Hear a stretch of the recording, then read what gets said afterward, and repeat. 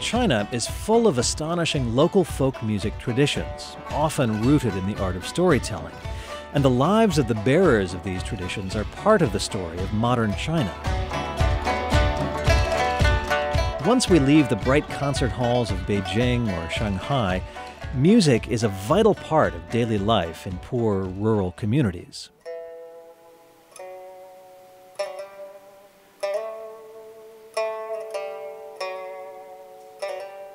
Wu Man, the renowned virtuoso of the traditional Pipa, left China 20 years ago to further her musical explorations.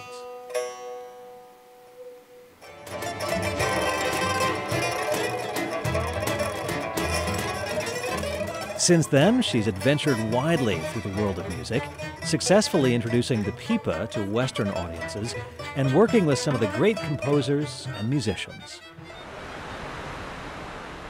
But she's never forgotten her roots.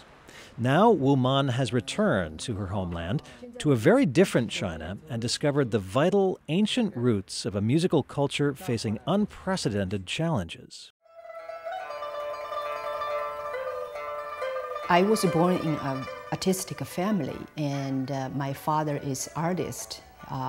So I grew up with this sort of very artistic situation around me. And so very naturally for me to start to pick up the traditional music. When I was age 13, I went to Beijing and a Central Conservatory music school to study Pipa.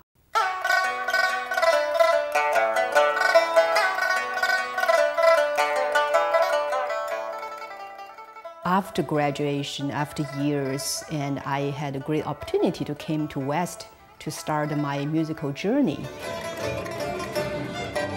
Fortunate enough for me, I worked with so many wonderful and the greatest musicians and composers. I love the creation to making new music. But of course, the traditional music is always in my heart.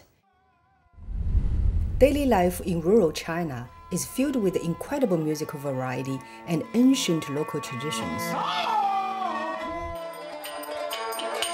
I wanted to share some of my discoveries with you. Family bands rarely heard in public. Vibrato musical rituals passed down over the centuries. Gifted musicians with their distinctive ways of making music. I have discovered that in these villages, everyday life brings something new when there is music involved.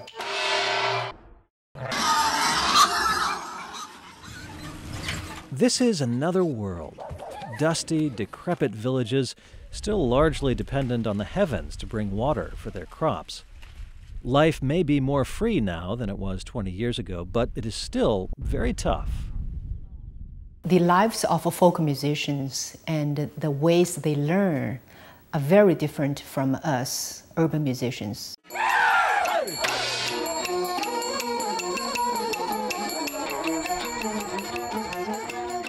They learned by hereditary traditions with the family, handing down the rituals and musical skills.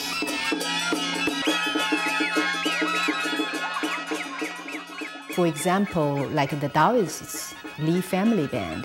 A part of their learning is how to advise the villagers on the geometry and auspicious timings.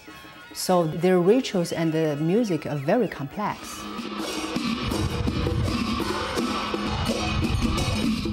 These bands are mainly hired for village events, such as village temple fairs, weddings, funerals, ritual ceremonies, and New Year celebrations.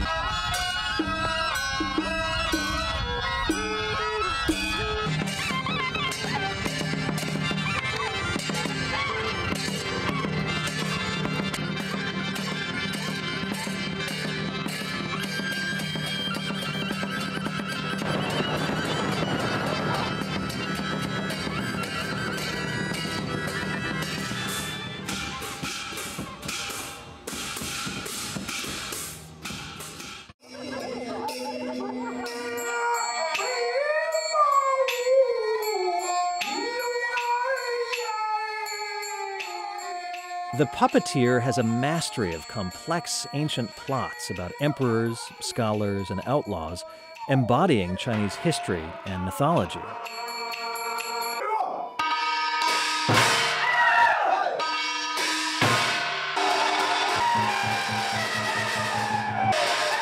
I never cease to be amazed at their musicianship, their flexibility. Over the past 20 years, China has become westernized in many ways. Traditional music is not as active as it once was. Many listeners want to hear only the new. Young people are listening to pop music. Traditional music is facing extreme challenges. I don't like to think that this incredible music that has been accompanied lives for local communities for so many centuries just simply disappeared because of the pop music. It will be shame if I not do the documentary. And I hope someday we will remember there is incredible, rich Chinese traditional music which passed down for centuries was existing in rural China.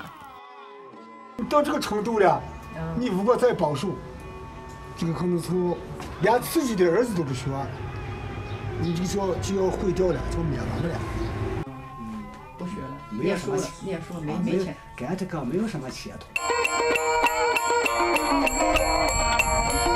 I have returned to my homeland to document the roots of traditional Chinese music before it disappears altogether, revealing a world of people and sounds simply forgotten, or perhaps never known to the outside world.